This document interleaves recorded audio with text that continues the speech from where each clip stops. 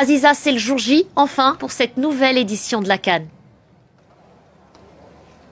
Absolument. Bonsoir Nabia. Alors effectivement, vous l'avez dit, enfin cette CAN devait se tenir tout d'abord en 2020, mais à cause de la pandémie du Covid-19, bien évidemment, elle a été repoussée. Et aujourd'hui, eh bien, les petits plats sont dans les grands pour recevoir les 12 équipes africaines ici pour cette CAN africaine, mais surtout cette CAN féminine. C'est très important puisque c'est un grand moment pour le football féminin africain qu'on va vivre ici. C'est la première fois qu'on a des équipes, qu'on a 12 équipes qui sont représentées ici avec de très grandes nations du foot féminin africain.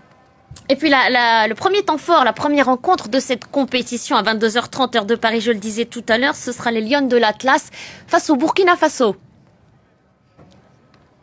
Absolument, les Lions de l'Atlas qui sont fin prêtes pour cette édition. Elles veulent absolument garder la coupe à la maison, comme elles nous ont dit ces derniers jours. Alors c'est très important pour le Maroc aussi, qui a lancé depuis 2019 un plan Marshall pour le développement du football féminin. Et c'est le moment en fait de montrer ce football féminin, mais surtout de le reconnecter et de le connecter au public ici. Alors les Lions de l'Atlas ont bien évidemment un moral qui est très haut. Elles sont portées aussi par le public que nous espérons tous très nombreux aujourd'hui dans les gradins et pendant les 3 prochaines semaines.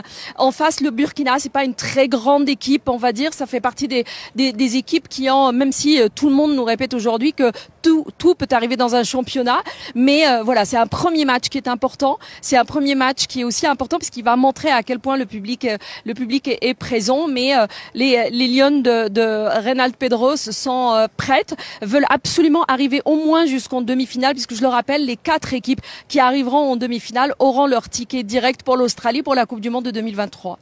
Alors je vous demanderai pas à vous personnellement pour qui votre cœur va battre ce soir, Aziza. En tous les cas, il y a forcément quelques favorites dans cette compétition. Qui sont-elles ?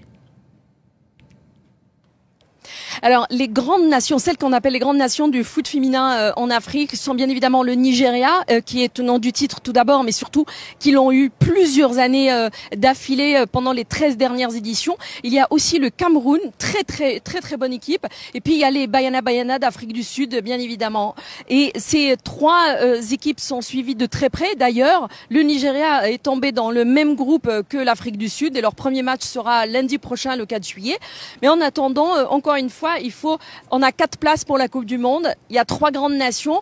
On se demande tous qui sera la 4e.